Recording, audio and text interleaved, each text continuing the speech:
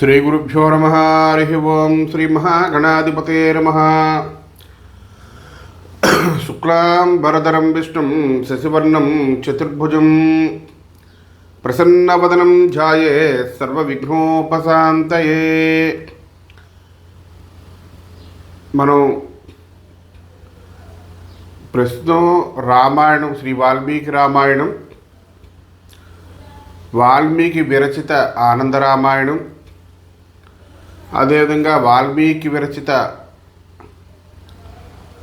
వశిష్ఠ రామాయణం, 3 రామాయణాలు కనుక లభ్యమవుతున్నాయి. అందులో ఆనంద రామాయణము అనేది శ్రీరామచంద్రుని యొక్క జీవిత విశేషాలు,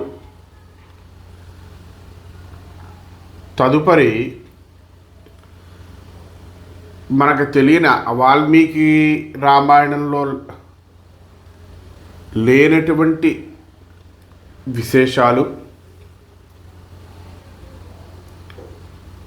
వాల్మీకి రామాయణంలో సీతమ్మ వారు భూమాత దగ్గర చేరుకుంటారు చివరిని. ఈ ఆనంద రామాయణంలో ఏమవుతుందంటే భూమాతను ప్రార్థన చేస్తారు శ్రీరాములు వారు, నా భార్య నాకు ఇచ్చివేయమని. ఆ తర్వాత సీతమ్మకి లవకుశులు,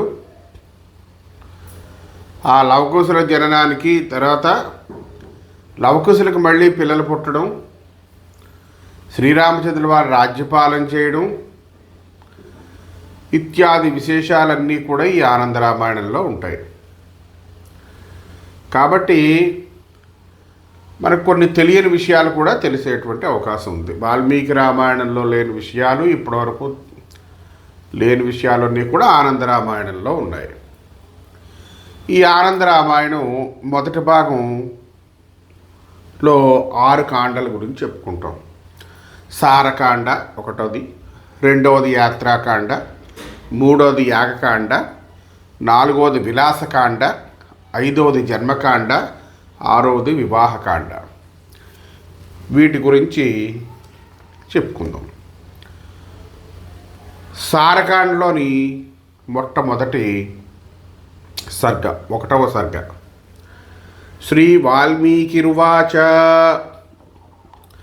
వామే భూమిసుత పురస్తు హనుమాన్ పృష్ఠే సుమిత్రా సుతః శత్రుఘ్నో భరతశ్చ పార్శ్వదళయోర్వాయువాదికోణేషు చ సుగ్రీవశ్చ విభీషణశ్చ యువరాట్ తారాస్తో జాంబవాన్ మధ్యే నీల సరోజ కోమల రుచిం రామం భజే శ్యామలం ఆదౌ రావణమర్దనం ద్విజగిరా తీర్థాటనం సీతయా సాకేతే దశవాజిభేదకరణం పత్న్యా విలాసాటనం స్త్రీపుత్రగ్రహణం సృషార్ధమటనం పృథ్వాశ్చ సంరక్షణం రామార్చాది నిరూపణం దైతయా స్వీయం స్థలారోహణం.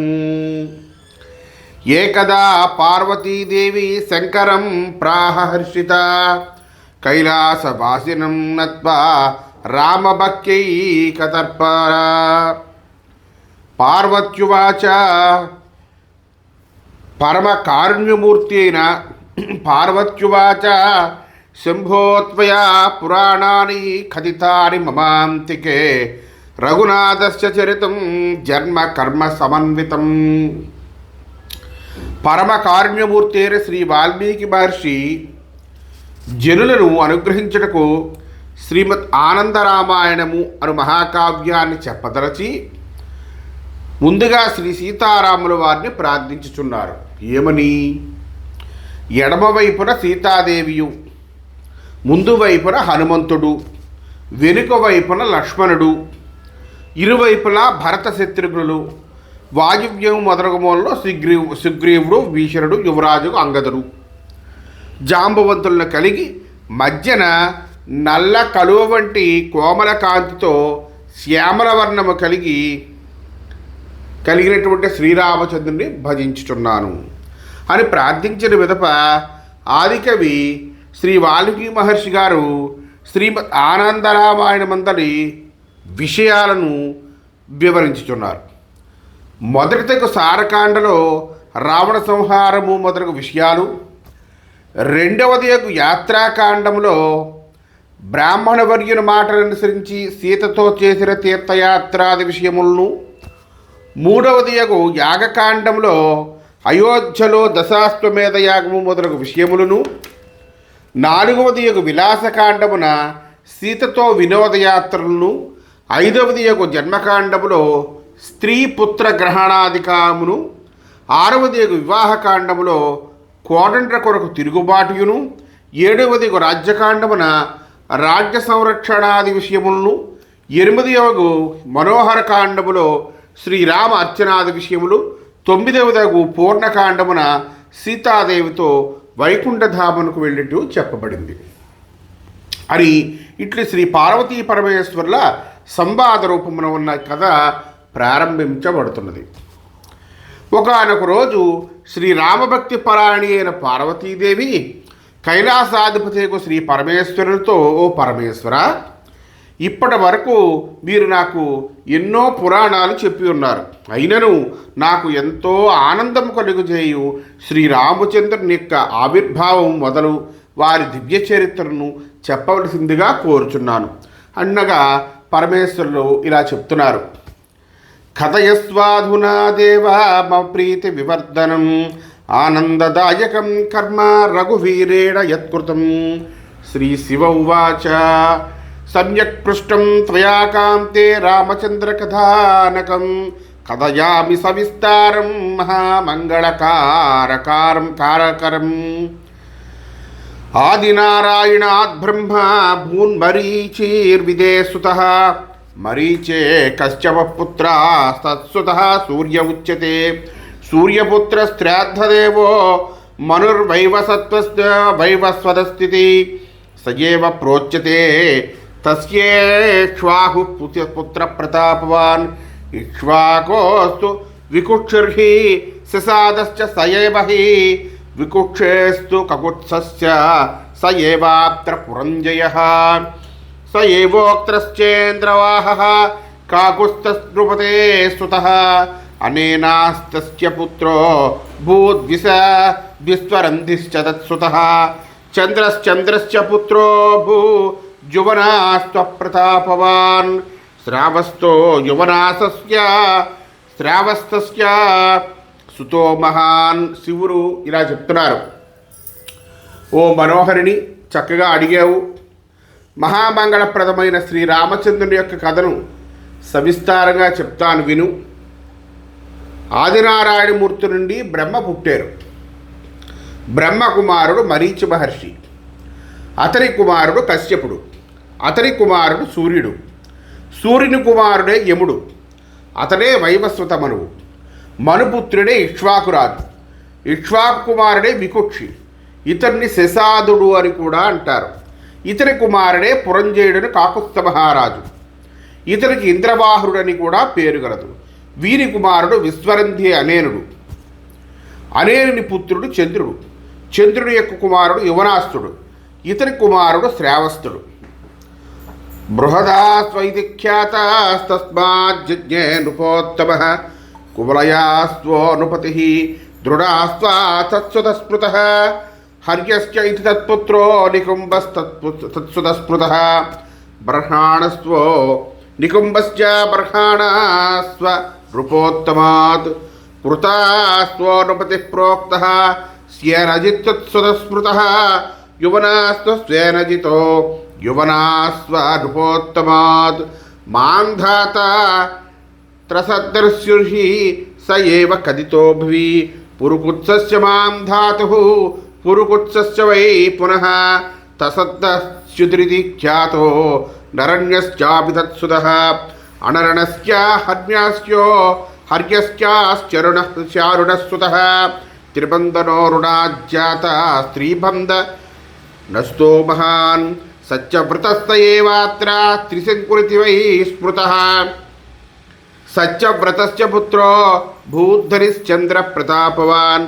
రోహితస్తత్సుతః प्रोक्तस्तस्माच्च हरितः स्मृतः हरितश्च सुतश्चंसा शम्पा सुदेवश्चम्पदेहजः सुदेवा द्विजः प्रोक्त तत्पुत्रो भर्गस्मृतः भर्गश्च वृकपुत्रो वृकपुत्रस्तु बाहुकः बाहुकात् सागरो यज्ञे समञ्जस्सगरात्मजः असमञ्जश्च पुत्रो भूदंसुमानिति नामतः तस्य पुत्रो दिलीपस्तु दिलीपाच्च भगीरथः भगीराच्छ्रुतो जातः श्रुतान्नाभ प्रकीर्त्यते नाभश्च सिन्धुद्वीपश्च ह्यायुतायुश्च तत्सुतः ऋतुपर्णस्वता स्वयातायो सुदास्तस्य कीर्त्यते मित्रसहस्र एवात्र कल्माशाङ्ग्रिस एव हि सुदासस्यात्मकः पुत्रो बोलकोऽस्पकदेहजः स एव नारी कवचो बोलकश्च सुतो महान् नाम्ना दशरथः प्रोक्ता तस्य पुत्रः प्रतापवान् नाम्ना त्वैडविड प्रोक्तः प्रोक्ता तस्य విశ్వసః స్మృతః. శాపస్తుని కుమారుడు బృహదాస్తుడు. బృహదాస్తుడికి జన్మించినాడు కువలయాస్తుడు. వీనికి జన్మించినవాడు దృఢాస్తుడు. వీనికి హర్యస్సుడు, హర్యస్సునికి పుట్టినవాడు నికుంభుడు. ఇతని సంతానం బర్హణాస్తుడు. ఇతనికి కృతాస్తుడు పుట్టాడు. కృతాస్తుని సంతానం శేరజిత్తు. వీనికి కలిగినవాడు యమునాస్తుడు. ఇతని కుమారుడే త్రసదశ్చుడు అనబడు మాంధాత మహారాజు. అతని సంతానం పురుకుత్సుడు. పురుకుస్తుని తనయుడు త్రసదశ్చుడు. మళ్ళీ పేర్లు అలాగా మళ్ళీ పెడుతూ ఉంటారన్నమాట. త్రసదశ్చుని పుత్రుడు అనరణ్యుడు. వీరికి కలిగిన వాడు హర్యస్థుడు. ఇతని కొడుకు అరణుడు. అరుడి పుత్రుడు త్రిబంధరుడు. ఈ త్రిబంధుని పుత్రుడే సత్యవ్రతుడను త్రిశంకు మహారాజు గారు. ఇతని కుమారుడు హరిశ్చంద్రుడు. ఇతని పుత్రుడు రోహితుడు. రోహితసుతుడు హరితుడు. హరితుడికి కలిగిన వాడు చంపుడు. చంపుని కుమారుడు సుదేవుడు. ఇతని కుమారుడు విజయుడు. విజయుని సుతుడు భరుకుడు. ఇతనికి కలిగిన వాడు వృకుడు. వృకపుత్రుడు బాహుకుడు. బాహుకుని కుమారుడు సగర చక్రవర్తి. సగరుని పుత్రుడు అసమంజసుడు. ఇతనికి అసమంతుడు అనే ఆయన జన్మించారు. ఇతని కుమారుడు దిలీప చక్రవర్తి. దిలీపుని యొక్క కుమారుడు భగీరథ మహారాజు. భగీరథుని పుత్రుడు శృతుడు. శృతపుత్రుడు నాభుడు. నాభచక్రవర్తి కుమారుడు సింధుద్వీపుడు. ఇతని కుమారుడు ఆయుతాయు. ఇతనికి జన్మించిన వాడు ఋతుపనుడు. ఇతని కుమారుడు సుదాసుడే. మిత్రసహుడుగాను కల్మషుపాదుడుగాను ఆయనకి పేర్లున్నాయి. ఈ సుదాసుని కుమారుడు అస్మకసుతే నారీ కవచుడను మూలకుడు. మూలకుని తనయుడు దశరథుడు. ఇతని సుతుడు బడవికుడు. ఇతని తనయుడు విశ్వసహుడు. తస్య పుత్రస్య ఖట్వాంగః ఖట్వాంగ దీర్ఘబాహుకః దిలీపస్తస్య ఏవాస్త్ర తస్య పుత్రో రఘుస్మృతః రఘో పుత్రోక్యజః ప్రోక్త తస్మాద్ దశరథస్మృతః రాజ్ఞో దశరథాజ్జాతః శ్రీరామః పరమేశ్వరः యస్య నామాన్యసంతాని దృఢంతి మునయా సదా విష్ణోరారభ్య కథిత ఏకషష్ఠీ నృపామయ ఏకషష్ఠి నృపాశ్చాగ్రే మధ్యే రామో విరాజతే తస్య తే చరితం కృష్ణం సంక్షేపాచ్చ బ్రవీమ్యహం ఇక్ష్వాకువంశ ప్రవః క్షత్రియో లోక విస్తృతః బలవాస్తరయూతీరే అయోధ్యాయాం పార్థివోత్తమః నామ్నా దశరథ శ్రీమాన్ జంబుద్వీపపతిర్మహాన్ శశాసరాజ్యం ధర్మేణ సైన్యేన మహతావృతః అయోధ్యాయాసు సాన్నిధ్యే దేశే శ్రీకోసలాహ్వయే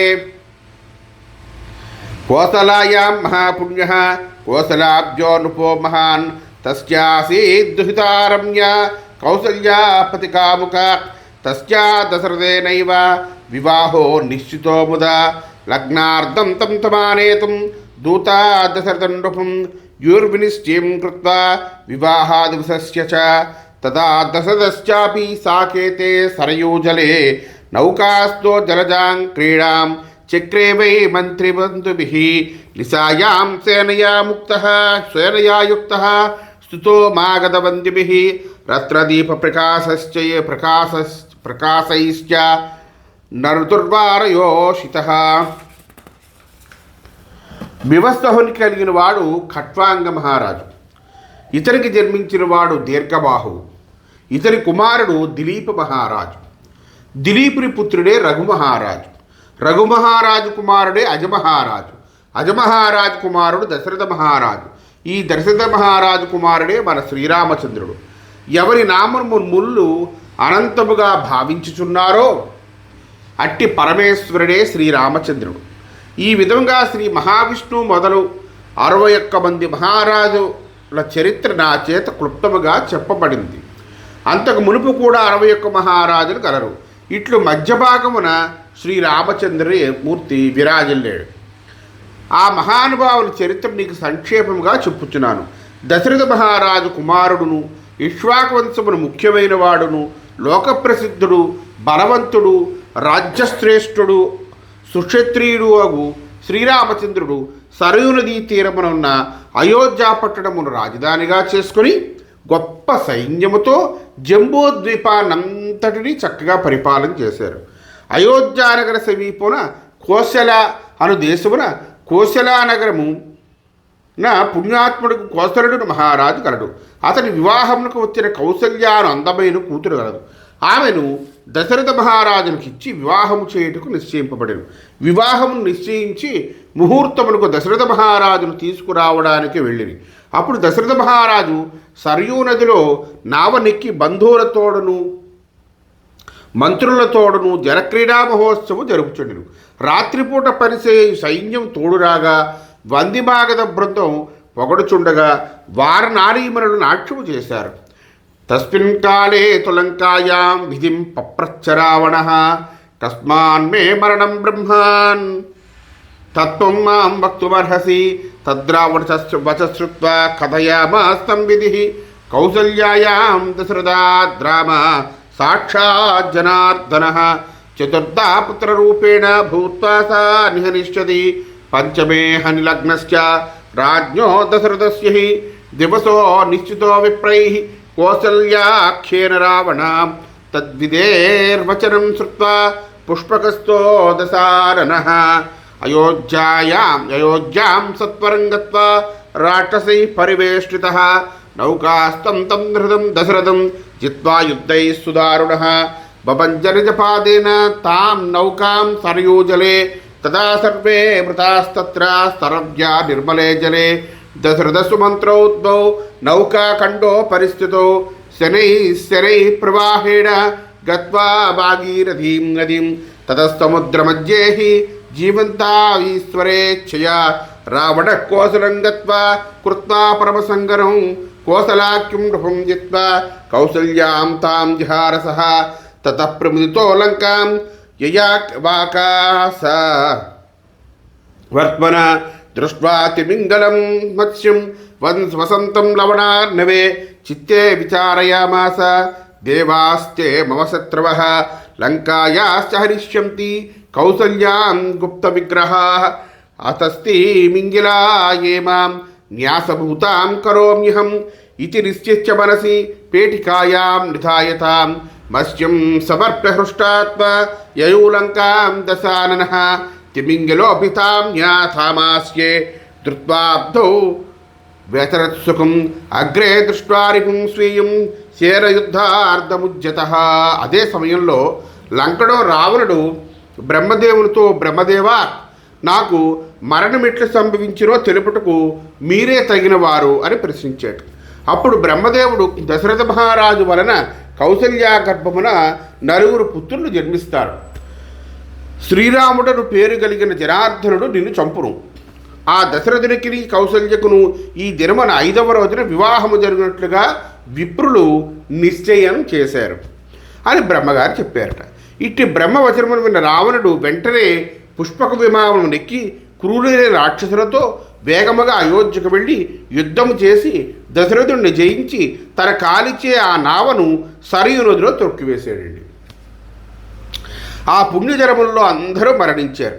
దశరథ మహారాజు సుమంత్రుడను ఆ ఇరువురే ఆ నౌకా శకలాన్ని పట్టుకొని ప్రవాహ వేగంలో పడి తిన్నగా గంగా నదిని చేరి చివరికి సముద్ర మధ్యమున ఈశ్వరుని ఇచ్చుతో ఎట్లానో జీవించున్నారు. రావణుడు కోసలకు వెళ్ళి యుద్ధము చేసి ఆ రాజును చంపి కౌసల్యాదేవిని అపహరించి ఆకాశ మార్గమున లంకకు తీసుకువెళ్ళే సమయమున లవణ సముద్రంలో వసించు తిమింగలము ఒక దానిని చూసింది. దేవతలు నా శత్రువుడు, వారు మాయారూపంతో ఈ కౌసల్యను అపహరించరు కనుక ఈమెను ఈ తిమింగలమునకు ఆహారంగా ఇచ్చిందని భావించి ఆమెను ఒక పెట్టెలో పెట్టి ఆ తిమింగలమునకు అప్పగించి సంతోషముతో లంకకు వెళ్ళాడు. ఆ తిమింగలము ఆ పెట్టిన నోట గరిచి సుఖముగా తిరుగుచూ ఎదుటి తన శత్రువుతో కలహింపదలచి ఒక ద్వీపమును ఆ పెట్టి నుంచి పగతో పోరాటించింది. ఆ ద్వీపంలో పెట్టి నుంచి పోరాడుతూ ఉందట ఇంకో తిమింగలంతో ఈ తిమింగలం. అంతలో విరిగిన నౌకాశకరము ఆ ద్వీపమును చేరింది. అప్పుడు ఆ మంత్రిను రాజును ఆ ద్వీపమును ఎక్కిరి. అక్కడున్న ఆ పెట్టెను చూసి తెరిచి ఆశ్చర్యపోయారు. అందులో కౌసల్యను చూసి అన్యోన్యముగా తమ తమ వృత్తాంతమును చెప్పుకున్నారు.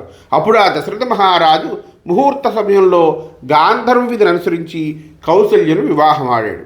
ఆ తరువాత ఆ ముగ్గురు మరలా అదే పెట్టెలో దూరి లోపల ద్వారమును బిగించుకుని ఉన్నారు.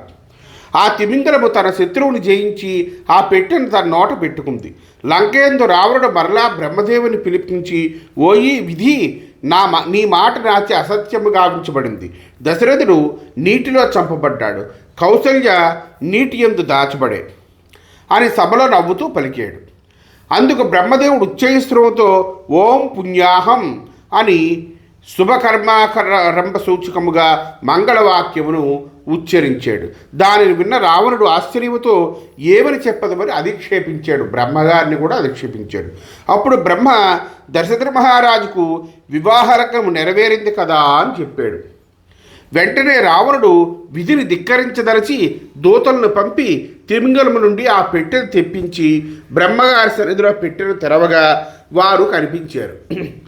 రావణుడు క్రోధముతో ఆ ముగ్గురిని చంపుటకు సిద్ధపడి కత్తిని చేబూరేటండి. అప్పుడు బ్రహ్మదేవుడు సున్నితముగా రావణుడితో ఇట్లా అన్నాడు, ఓయి రావణ, ఇప్పుడు సాహసించవద్దు. ముందు నీవి పెట్టెలో కౌసల్యను పెట్టిదివి. ఇప్పుడు అందు ముగ్గురు ప్రత్యక్షమయ్యారు. అదేవిధంగా కోట్ల కొలది కాగలరు. నీవు వీరిని చంపితవా, ఇప్పుడే రాముడు పుట్టుతాడు. వీరికి ఆయుర్బలం ఉంది కనుకే ఇప్పుడే సాహసింపము అని చెప్పాడండి. మున్ముందు ఏమగునో అది అట్లేవుగాక నాయనా, ఇప్పుడు వీరిని సాకేతపుర రాజధానికి పంపించి నీవు సుఖముగా ఉండు. ఎప్పుడూ నా మాట వ్యర్థము కాదని తెలుసుకో. ఇది నిశ్చయము, కాతగిరి తప్పకుండా జరుగుతుంది. కర్మ మార్గము తెలుసుకుంటే కష్టము. బ్రహ్మ పలుకులు సత్యమని గ్రహించి భయభ్రాంతుడైన రావణుడు ఆ పెట్టెను భటుల ద్వారా సాకేతపుర రాజధానికి పంపించారు. ఆ భటుల పెట్టెను అయోధ్య చేర్చి రావణుని చేర్రి. అయోధ్యవాసులు రాజుగారిని చూసి పెద్ద వేడుకలు చేసుకున్నారు. కోసలరాజుకు నగరవాసులకు చాలా ఉత్సాహం కలిగింది. సంతోషించిన కోసలరాజు గారు మళ్ళీ వివాహ మహోత్సవమును జరిపి తన రాజ్యముతో పాటు కౌసల్యను దశరథుడికిచ్చి వివాహం చేశారు. అప్పటి నుండి సూర్యవంశపు రాజులు కోసలేంద్రులుగా పిలువబడ్డారు. ఆ తరువాత ఆ మహారాజు గారు దశరథ మహారాజు గారు మగధరాజ కుమార్తెకు సుమిత్రను పెండ్లాడి ప్రీపత్రిగా చేసుకున్నారు. కేకేయ రాజపుత్రికైన కమలలోచనయకు కైకేయి అను కన్యను ఎంతో ఆదరముతో పెండ్లాడి మూడో భార్యగా చేసుకున్నాడు. అదే విధముగా వివాహమాడి 700 మందిని భార్యలుగా చేసుకున్నాడు. ఈ విధముగా దశరథ మహారాజు దానములతోనూ భోగములతోనూ లోకమును పాలించుతూ వృద్ధురాయి. అట్టి ధార్మికుడైన మహారాజు దశరథ మహారాజునకు సంతానం కలగలేదు. ఆ రాజుకు కౌసల్య, సుమిత్ర, కైకేయి అని ముగ్గురు భార్యలను రూపయవ్వన సంపదలతో సత్కుల ధర్మపత్రులుగా ఖ్యాతి పొందారు. ఆ దశరథ మహారాజు తనకు ప్రియమైన అయోధ్యను పరిపాలిస్తూ ఉండగా అధికారమునకే దేవదానవులు ఇద్దరూ కూడా కలహించుకున్నారు. అప్పుడు దశరథుడున్న చోట జేబు కలిగినని విని వాయుదేవుడు వచ్చి ప్రార్థించగా దశరథ మహారాజు యుద్ధమునకు బయలుదేరాడు. ఆ లోకమును జరిగిన భయంకర యుద్ధములో తన రథచక్రమునకు మేకు విరిగిన సంగతిని గమనించలేదు. సమీపమున ఆ రణ వినోదముని గమనించుతున్న కైకేయి రథము భిన్నమవుతుందని గ్రహించి రాజుగారి విజయాన్ని కాంక్షించి తన హస్తమును ఆ రథచక్రమునకు సహాయముగా మేకువలే ఉంచింది. మునుపు తన చిన్నతనమున ఆమె ఒకానొక ముని ముఖమునకు నల్లని మసి రాసినందులకు ఆ ముని శపించగా ఆమె ముఖమును ఎవ్వరూ నేరుగా చూడకుండిరి. ఆ తరువాత నడుచున్న ఒక మునికి తన ఎడమ చేతితో ఒక చేతికర్రను భక్తితో సమర్పించగా ఆ ముని సంతోషించి, నీ చేయి వజ్రతుల్యమై నాశనము చెందకుండా ఉంటుందని వరమిచ్చాడు. ఆ ఋషివాక్యమును స్మరించి కైకేయి తన చేతిని రథచక్రమునకు సహాయముగా ఉంచాడు. ఆ యుద్ధమున రాక్షసులను జయించిన దశరథ మహారాజు కైకేయి చేసిన పనికి సంతోషించి ఆమెకు 2 వరాలు ఇచ్చాడు. అప్పుడు ఆ కైకేయి, ఇప్పుడు మీరిచ్చిన ఈ 2 వరములను మీ వద్దనే ఉంచుచున్నాను. నేను ఎప్పుడు అడిగితే అప్పుడు ఇవ్వవలయునని చెప్పింది. అట్లే కానిమని దశరథ మహారాజు తన రాజ్యమునకు వచ్చాడు. మరి ఒకసారి ఆ రాజు ఆ రాత్రివేళ మహారణ్యములో అనేక మృగములను వేటాడాడు. నీటి వద్ద మాటు వేసి అనేక అడవి జంతువులను వేటాడాడు. ఆ సమయమున అక్కడికి వారణాసికి పోవు శవరుడు అను వైశ్యుడు అంధులైన తన తల్లిదండ్రుల కావల్లో మోసుకుని పిలుచు, ఆ రాత్రి బాగా అలసిపోయి త్రాగుటకు నీళ్ళు ఇమ్ము నాయనా అని తల్లిదండ్రులు అడుగుగా ఆ కావిడిని అక్కడ పెట్టి నీటి వద్దకు వచ్చి ఆ నీటిలో కుండను ముంచగా కుండ మునుగు శబ్దము ఏనుగు నీటిని పీల్చి శబ్దమును పోల్చి ఉండగా ఆ ఆడ ఏనుగును చంపరాదని తెలిసిన వాడైను వేట తమకంలో వేట యొక్క మత్తులో దశరథుడు శ్రవణ్ణి గజముని భావించి అంటే ఏనుగను భావించి బాణముతో కొట్టాడు. అంతట శ్రవణ కుమారుడు హా నన్ను చంపువారెవరో అని అరువుగా ఆ మాట మీద దశరథుడు కలత నుండి వచ్చి చూసి అతని నీటి నుండి తీసి వాని వలన సంగతినంతటినీ తెలుసుకొని బాణమును తొలగించి భయభ్రాంతుడయ్యాడు. ఆ అంధదంపతులు పుత్రవధ వార్తతో ఏడ్చి రాజు చేత పుత్రుడితో కూడా తమకు చితిని వేయించుకొని పుత్రశోకం వల్ల మాకిట్లో నీ గురు అట్లే మరణము సంభవించునుగాక అని దశరథుడిని శపించాడు. పిదప దశరథుడు రాజధానికి వచ్చి వశిష్ఠుడికి సంగతి తెలియజేయగా ఆ వశిష్ఠుడు ఆ పాపాన్ని పరిహరించడానికే రాజు చేత అశ్వమేధయాగాన్ని చేయించారు.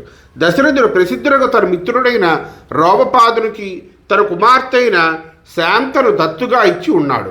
రోమపాదుడు తన దేశమున అనావృష్టి సంభవించగా ఋష్యశృంగను తీసుకువచ్చుటకు విభాండకాశ్రమునకు వారకాంతంలో పంపాడు. వారు వెళ్ళి నాట్య సంగీత వాద్యములచే విభ్రమాలింగనాది సత్కారములచే ఆ విభాంటక శృతిని మోహింపజేసి వెంట తెచ్చింది. ఆ ముని మహిం వలన ఆ దేశములో వానలు కురిసే రాజుకు పుత్రుడు కూడా కలిగాడు. ఇక్కడితో ఈరోజు పూర్తి చేసుకుందాం. రేపు సారకాండలో 2వ భాగాన్ని రేపు చెప్పుకుందాం. హరి ఓం శ్రీకృష్ణార్పణమస్తు.